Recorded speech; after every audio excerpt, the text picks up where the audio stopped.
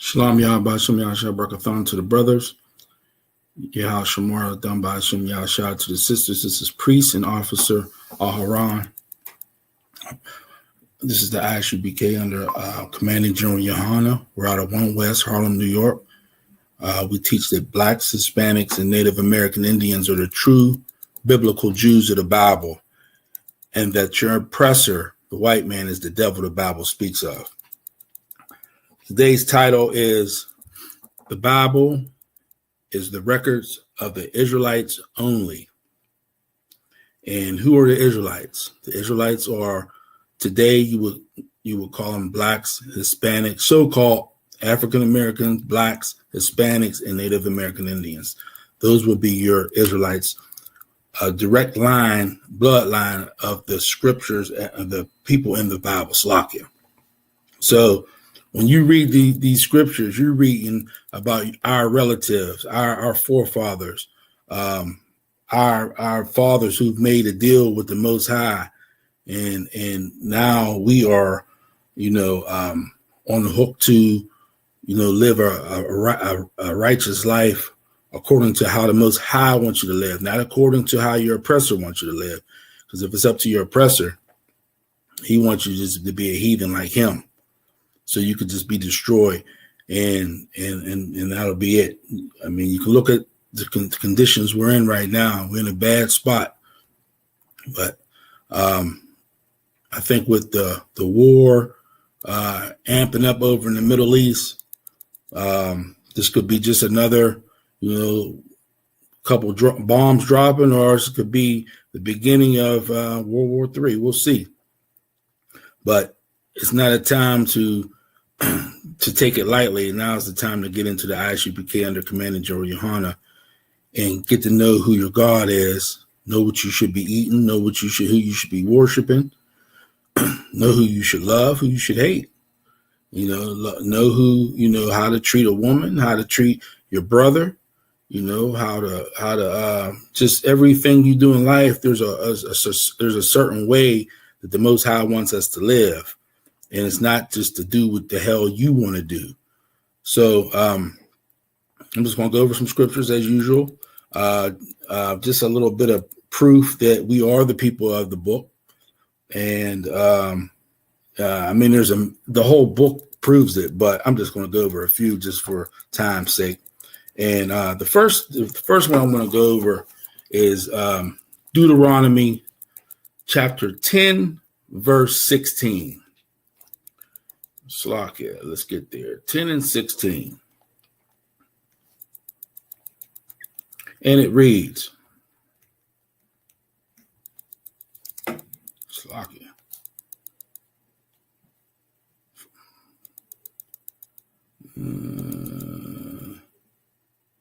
All right, here we go. This is the book of Deuteronomy chapter 10, verse 16. Circumcise, therefore, the foreskin of your heart and be no more stiff-necked.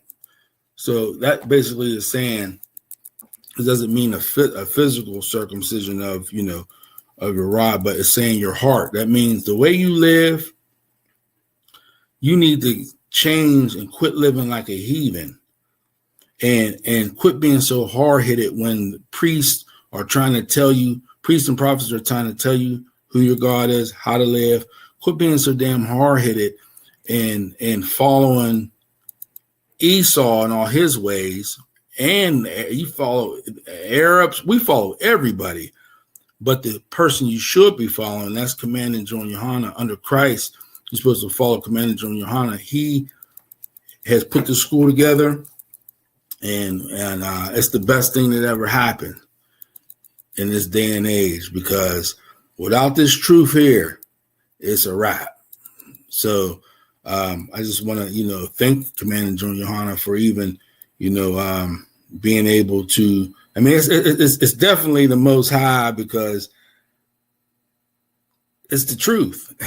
I'm not going to sit here and act like, this is the best thing that ever happened to us, and this is our way back to our God.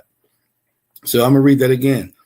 This is the book of Deuteronomy, chapter 10, verse 16. Circumcise, therefore, the foreskin of your heart and be no more stiff-necked. Quit being so hard-headed. You know what I mean? Lord know we hard-headed. He got it in these scriptures that we are hard-headed people. You know, come back and serve your God. Once you know who your God is, once you realize who your God is, then first you got to have an identity. Once you find out your identity is, you know who your God is. Then once you find out who your God is, you find out how you're supposed to live. Every nation all the nations have a fake God that doesn't exist. We have an actual God. The God of the Bible is who we're supposed to be listening to, not the God of the Arabs, not Christianity, the white Jesus, or many other gods that we worship on a daily basis. We're supposed to listen to the one God, and that's the God of the Bible, Yahweh. So Christ came, Salakia, and gave us a blueprint on how to follow these laws. And don't ever let a Christian talk you out of believing that the laws that the Lord laid down for us to follow are done away with. Satan is going to trick you out of your spot by listening to a simple ass pastor who doesn't even know the Bible. Even if he does, he doesn't even care. He's not even into telling the truth about anything. All he wants to do is maybe drive a Cadillac. I don't know what is what I know is sleep with women, sleep with kids, drive Cadillacs, lock the door to get more money because he's in debt, and all those other things like that. So don't let anybody tell you that this truth is not the truth. And I mean, if this ain't the truth, what the hell is it? You can see Christianity. That's a damn shame what goes on in these black Christian and all these Christian churches, but especially these black Christian churches. It's sad that adults old as me and older have fell for all this confusion in the church, and they never call out sin. When there's some kind of sin, they don't call it out. They don't care because they're sinful and they don't want to change. So that, so if somebody like the priests and prophets of the Lord, the I.S.U.P.K, tell them the truth, they'll hate you for it because they don't want to change, and anybody that does want to change, ISUPK.com, find a school near you, and we'll get you in all black, a sister, right, put a dress on, cover up your head, come to class. All right, so we'll go to the next one. One thing that black people, it's a stereotype, but it's true, but everybody likes it, but fried chicken. We love fried chicken, and we're the best at cooking it. That's what pisses me off, because nobody cooks chicken like us, but we go to the heathen for chicken. I don't understand it. And then, or even go to Esau and talk about how good the wings are. That should be garbage.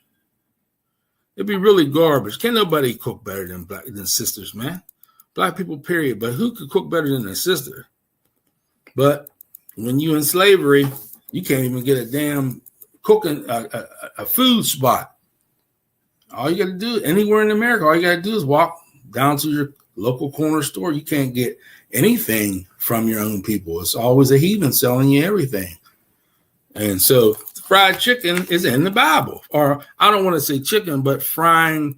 I think at the time, and I don't quote me, but I asked my Ottawa, but I think it was more like it was a bird. I don't think it was chicken. I think it might have been quail or something whatever it was definitely lawful. But we anything that we cook, was with flour and oil. That's what we fry chicken in, oil and flour. So I'm going to go over just a couple verses that proves it. Let's go to Leviticus.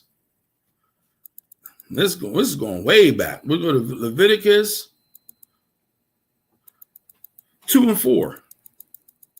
And it reads, "And if thou bring an oblation of a meat offering baken in the oven, it shall be unleavened cakes of fine flour mingled with oil, or unleavened wafers anointed with oil." Verse 5, "And if thy oblation be a meat offering baked in a pan, it shall be of fine flour unleavened mingled with oil. See, that's it right there. Ain't no other nation doing that. Them sisters and even in slavery was cooking fried chicken for Esau. You know what I'm saying? They get all that. They get everything from us. This world wouldn't even be. This world would be just black. It would be plain Jane without Israelites in this world. Everything we do is copied, taken from us, or used against us, and are made money. They make $1 billion off of these slaves in this country. They always have. Everything we do, they just turn us into a slave, and they make $1 billion. And it's sad that it's like that way, but due to our sin, we got put in this spot. So let's just skip to Leviticus 7 and 10. What is it doing this lock here? And every meat offering mingled with oil and dry shall all the sons of Aaron have, as much as another. Slakia. I might have missed that one. Here it is, verse 9. And this is Leviticus chapter 7, verse 9. All the meat offering that is baked in the oven and all that is dressed in the frying pan, good night, and in the pan shall be the priest that offereth it. So you see the frying pan? Every black household that had that frying pan, put that grease in there, let that grease heat up, drop that chicken down in there. You know what I'm saying? So, everything in this book is our record in the scriptures is us. It's our records. If you even go to Solomon even said that he was black. You know what I mean? And we can go there. It talks about the color of Solomon. So if he's black and Christ was a black man, how the hell can today's Israelites be white? It's impossible. So, I mean, the cat's out the bag. People know, but it's like they don't really want to deal with it. But the way this truth is being pushed, people are waking up. I'm starting to see it. I didn't even know 5-10 years ago. I'd probably say 6 years ago. I didn't even know when somebody said Israelite. I said, what the hell is that? You know what I mean? And it says we ain't gonna know who we are. We ain't gonna know none of that. We ain't gonna know where we're from. I mean, I didn't know. I thought we was African. I mean, that's what they told you. They told you that. Told me that back in the first grade. I was an African, but we're not Hamites. You know what I mean? We're Israelites, Blacks, Hispanics, and Native American Indians. So let's just show the color of Solomon. That'll prove that Israelites are black people, so-called African Americans. This is the book of Song of Solomon, chapter 1, verse 5. I am black, but comely, O ye daughters of Jerusalem, as the tents of Kedar, as the curtains of Solomon. So right there, it says he's black. He says he's black. So, I mean, nobody in the Christian church will never open this and see that in there. All these Christians that came through from the past 400 years, they ain't never opened that and said, well, it says here that Solomon was a black man. So now in 2026, you bring it up. And I mean, everybody's so damn brainwashed. They don't even want to hear you. They don't even listen to you half the time. Slakia. Let's go to the color of Christ, our King. Okay. Let's go to Revelations 1 and we'll start at 12. We'll start at 12. And I turned to see the voice that spake with me, and being turned, I saw 7 golden candlesticks. Verse 13. And in the midst of the 7 candlesticks, one like unto the Son of Man, clothed with a garment down to the foot, and girt about the paps with a golden girdle. Verse 14. His head and his hairs were white like wool. Head, hairs, white like wool. So he's a black man. He had white hair, like gray hair, but white like snow, slocky. His head and his hairs were white like wool, as white as snow. So he had white hair, slocky, and his eyes were as a flame of fire. Verse 15, and his feet were like unto fine brass. So what color is fine brass? Everybody knows fine brass is like a penny, as if they were burned in a furnace. Good night. So he was a dark-skinned man. Okay, but so that don't line up with the picture you see all over the place and all across the world. That picture across the world of the real picture that they're really showing you is a man by the name of Cesar Borgia, but they paint him as Christ, which he was not. That is the biggest. I mean, you want to talk about a lie. That's one of the biggest lies and the saddest lie that us as Israelites, we let that ride.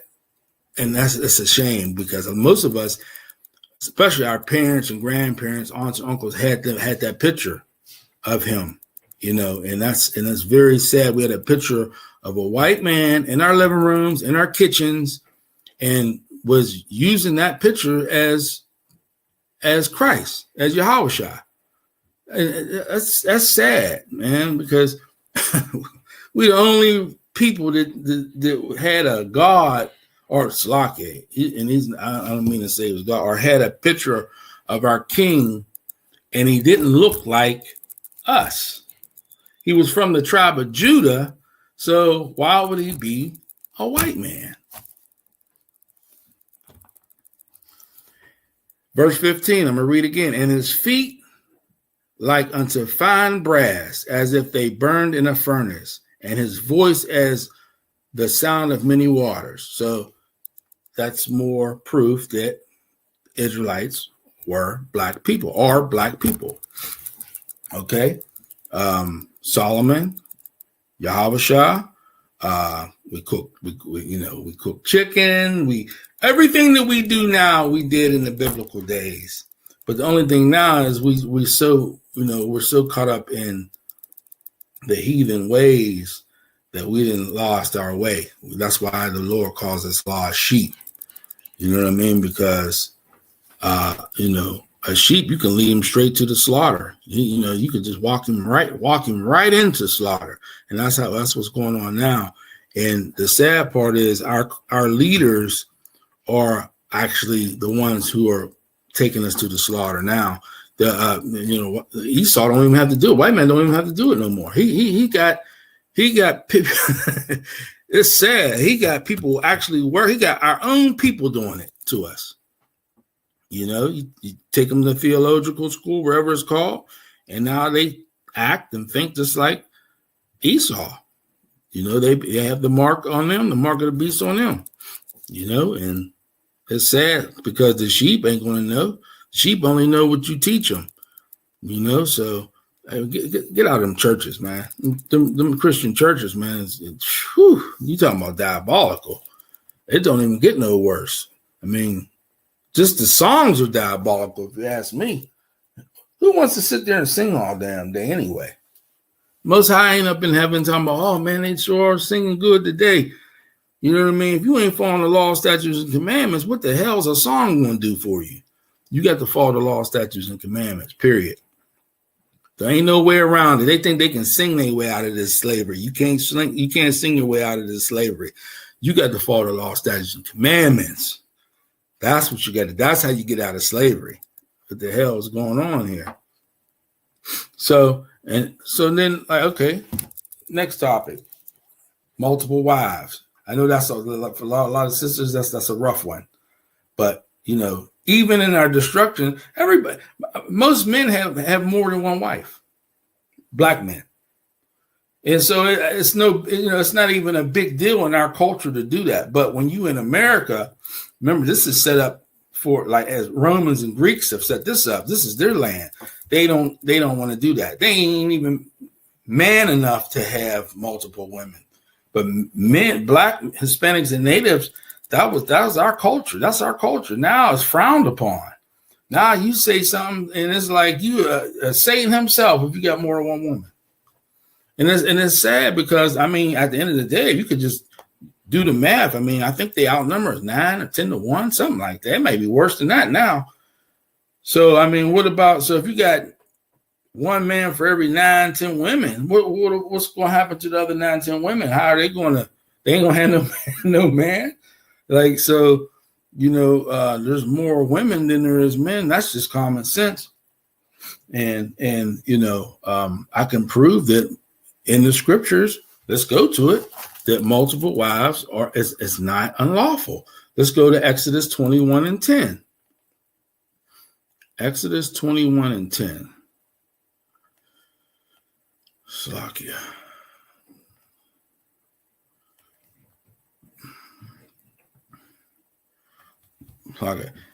If he take him another wife, I'll read that again. If he take him another wife, her food, her raiment, and her duty of marriage shall not be diminished. So that's saying right there that if he takes another one, that the other one, you can't diminish what the other one had, or the other wife has. So it's not saying he can't do it.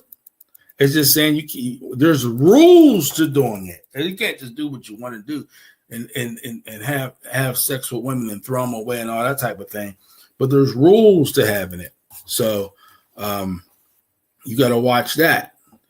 Let's go to Deuteronomy 21 and 15. Deuteronomy 21 and 15.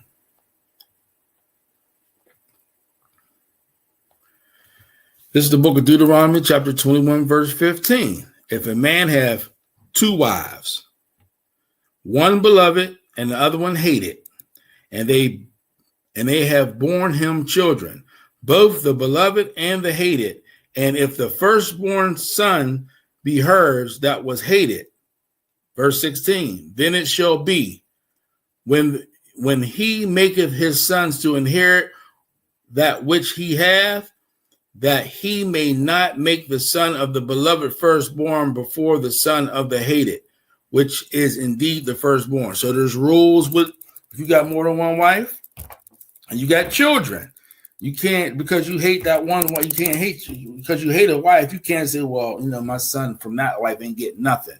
The firstborn son. You have to, there's rules. The Lord has rules to doing it, just like anything. He ain't say you can't eat, but he tell you what you can eat and what you can't eat. He ain't say you can't have more than one wife, but he tells you if you do have more than one, this is what you do. And you got to be careful about multiplying your wives, because at the end of the day, it can turn your heart away from the Most High. And that's the last thing you want to do. So let's go to Matthew 25 and 1. This is one of my favorites. Matthew 20. Now, this is our King Yahushua. And if it was a sin to do this, he definitely wouldn't put it as a parable. You know what I'm saying? Slakia. This is the book of Matthew, chapter 25, verse 1. Then shall the kingdom of heaven be likened unto 10 virgins, which took their lamps and went forth to meet the bridegroom. Verse 2. And 5 of them were wise, and 5 were foolish. Verse 3. They that were foolish took their lamps and took no oil with them. Verse 4. But the wise took oil in their vessels with the lamps. I'm going to skip down because it's a little lengthy. Let's skip down to verse 8. And the foolish said unto the wise, give us your oil, for our lamps are gone out. Verse 9. But the wise answered, saying, not so, lest there be not enough for us and you, but go ye rather to them that sell and buy for yourselves. Verse 10. And while they went to buy, the bridegroom came, and they that were ready went in with him to marriage, and the door was shut. Shalom. The door was shut.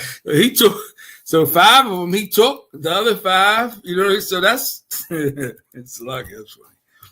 So that's Yahushua is not going to give a parable like that if it's a sin.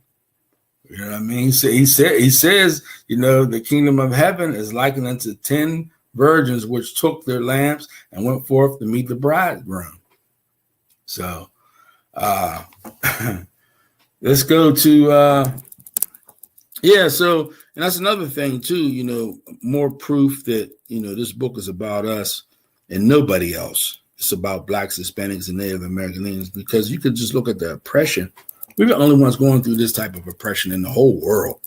And we up under layers of nations, layers of laws and things that are against us, and just the oppression is so heavy that you know, we turn to drugs and everything else that you can imagine just to try to get a little bit of you know, peace or you know, things like that. It's just sad that, you know, you got to deal with Esau, you got to deal with the Christian pastor, you got to deal with the woman. You know, your kids will oppress you if you let them. Everything is oppression. As soon as you wake up in the morning, you're oppressed. Shit, some of us is oppressed in our dreams. So, but let's go to, I'm going to go to Lamentations, Lamentations. Let's go to Lamentations 4 and 17. Now, this is not going on with any other race of people in this world. In the United States, this is us. If this ain't us, I don't know what is. This is Lamentations verse 4 and 17. As for us, our eyes as yet fail for our vain help. In our watching, we have watched for a nation that could not save us. That's us. We always trying to be on CNN and all these other, trying to be a part of the, you know, this party, or the Democrats and all this. Man, we need to mind our own business. Stay out of their business. We need to gather ourselves together. O nation not desired. That's what we should do, like the Lord said to do. Quit trying to be all up in their business, trying to get a crumb. You know what I mean? So all you're going to do is get the crumb and then show, you know, you ain't going to help no other Israelite with it. All you're going to do is flaunt your crumb. And that's what we do. We get a little money, you know, we get a little bit of fame, and you can't tell a nigga nothing after that. You know, all they do is use how destructive, this mentally destructive they are, and they show you on the TV or on the phone, and then you go and follow them. You know what I mean? How many sisters want to be like Cardi B? How many? I mean, who don't want to go? They go get a nigga. It's not working out, and then she goes and gets the same nigga, same type of nigga, Salakia, and then gets mad at him for being who he is. You don't know how to pick a man. And what's that because? Possibly because her father don't know how to pick a man, pick a man for her. You know what I'm saying? So, I mean, she's making these mistakes on top of mistakes, and these sisters are following behind her. They look up to Cardi B. These young girls, you think a 14, 15, an 8-year-old looks up to Cardi B. They look up to, what's the other one? Red, the one Sexy Red. I don't see what's so sexy about her, but Sexy Red and all these Glorilla and all this. This is sad, man. Our sisters ain't supposed to be on no damn TV, on no phone, shaking their ass, talking. And some of the lyrics, man, it's like they're trying to outdo the man with the wickedness. And it's one thing, you know, one thing about us, man. You know, it's one thing for a man to be wicked as hell, because it's sad to see it. But when a woman's wicked, man, it's like double. Because she used to have a little bit of morality with her. So now I know. And then that trickled down to our children. And it's just like you just got a whole nation of gremlins, grown and young adults. A whole nation of gremlins. And it's sad, you know, that it's like this. But it's the way it is. So the only way to change that is to come into the truth under command and GEN.YAHANNA, and learn who your God is. Learn who, you know, what you're supposed to be doing. When you wake up in the morning, there's certain things you should be doing, you know. And when you order food or when you go out to eat, there's certain things you ain't supposed to eat. You learn how to settle a beef with somebody. Don't always just get into a beef and then it's, you know, you don't speak to the person ever again. You know what I mean? So, yeah, learn how to deal with. We learn how to deal with each other when we get into this truth, and there's nothing like it. You know, I love to see my brothers and sisters out there. I haven't seen them in a while. One day there's going to be just so many people in this truth. I mean, your next door neighbor on both sides and all the way up and down the damn street is going to be Israelites. You know what I mean? So, but it's coming. It just takes time. You know, we building this from scratch, but we're going to turn this boat around. So let's go to. Oh yeah, we did Lamentations. You know, so you know. So what are you going to do when you find out that, you know, you're an Israelite? The first thing you need to do is, one of the first things you need to do, no particular order, but stop sinning. That's one of the first things you need to do. You know, find out what laws, you know, pertain to you and your people. And, you know, some laws, you know, don't pertain to a man. You know, you get laws with women on their menstrual cycle. It ain't going to pertain to a man, but find out what you need to do. You know what I mean? And hopefully if you got a family that listens to you, they follow suit, but most likely they won't. And, you know, that's a whole nother class on, you know, hard-headed family. I mean, you think you got a family, but when you get in this truth, you ain't got no.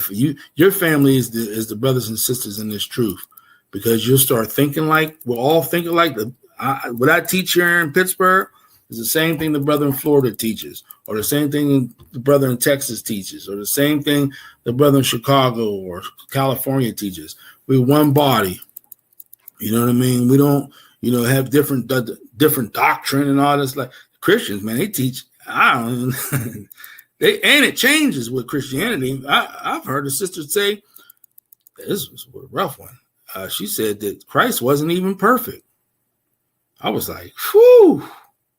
I said, no, I ain't never heard that one.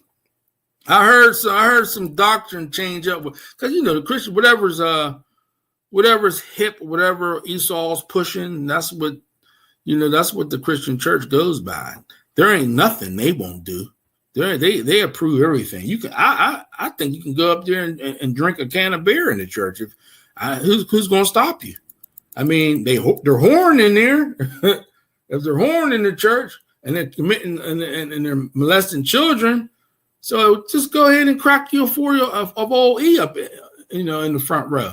Ain't nobody going to stop you to say, well, you know, and then when they say, if they happen to say something, which I doubt, but if they say something, just tell them ain't nobody perfect. That's what Christians say all the time. Ain't nobody perfect. Go ahead and preach. And, you know, ain't nobody perfect. That's their favorite line. So, all right. So when you find out, you know, that you're an Israelite from one of the tribes, there's 12 tribes, and you find out first thing you want to do is try to stop sinning. And let's go to Hebrews. Let's go to Hebrews. What is it? 10 and 20. I think it's 10 and 10. Slakia. 10 and 26. And let's see what it says about sin, because this is really what the issue is with us, is sin. This is the book of Hebrews, chapter 10, verse 26. For if we sin willfully after that we have received the knowledge of the truth, there remaineth no more sacrifice for sins. So, you know, a Christian, you sit there and tell them not to sin. They do it anyway. Now, you know, you on a wing and a prayer at that point, because, you know, the Lord will, you know, he won't even hear your prayers.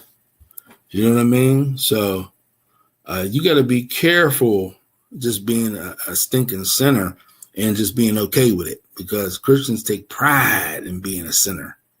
They take pride in it. I've heard all my life. They say, I'm a sinner.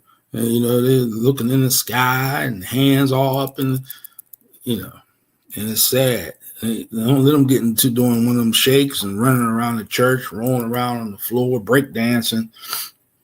But they love to sin, and in here, you can't be no sinner. You can't be a sinner. You will definitely not make it in this school if you a stinking sinner. But at the end of the day, if you want to serve the Most High and you want to serve Christ, at the end of the day, this is the place for you. The I.S.U.P.K. under Command of Gen.YAHANNA, Blacks, Hispanics, and Native American Indians. This is a place where you can still be yourself. I thought I was going to have to be this different guy. I'm different mentally because I don't do a lot of the things I used to do. I don't even recognize my damn self sometimes. Sometimes I say things and everybody be against you when you say certain stuff. Just about every topic. And I stand on it. I stand on how I feel. I stand on only, the brothers above me, all the way up to Gen.YAHANNA taught me, the truth is the truth. You know what I mean? And I rather, me personally, and I'm sure everybody in the school, they rather serve Christ than be a stinking sinner and live to 100 years old as a sinner. I don't want to be a sinner at all. I want to be perfect, like Christ said. Be therefore perfect as your Father is in heaven. I'm paraphrasing, but yeah, that's what it's all about. Let's. I got one more scripture I want to go over, and it's the book of Baruch, Slakia, and I'm going to go over this here, and we'll wrap it up with this here. We're going to do Baruch 4:1. Slakia. This is the book of the commandments of God and the law that endure forever. All they that keep it shall come to life, but such as leave it shall die. That right there is all you should need to hear. So if you ain't following the laws, statutes, and commandments, you basically are the walking dead. If you follow the laws, statutes, and commandments, you will come to life. You will be a new man or a new woman. But if you don't, there ain't no doubt about it, you're going to die. And that's the bottom line. I got a hold of this truth. I complain all the time. I say, damn, man, I wish I could have got this when I was born into it. I wish I was born into the truth and had mother and father that was in the truth, and all I knew was the truth. That's what I wish, but unfortunately, but it ain't about that. I got the truth in my 40s, but what it's really about is that I got it. And now that I got it, it's what am I going to do with it once I got it? I can complain all day, but you got to remember, most of us this truth goes over a lot of Blacks, Hispanics, and Natives' head. It just goes right. You talk to them, and they'll and they go and do what the hell they want to do. They just don't get it. And for me to get it, it's nothing but the Most High. You know what I mean? Because he could have made me one of the ones where it just goes over my head, and I'm out there smoking weed and doing everything I want to do.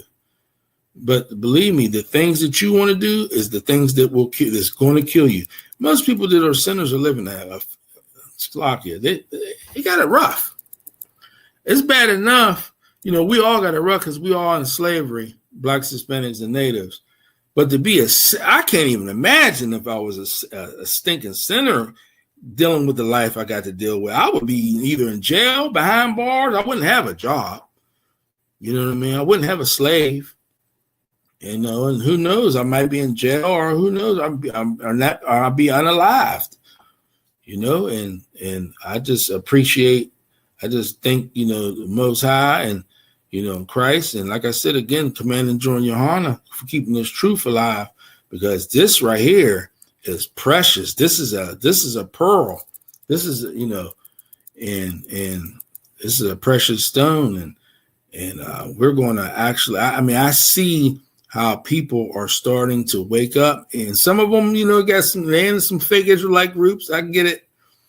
But 10 years ago wasn't, now versus 10 years ago, it's definitely a difference in blacks, Hispanics, and natives.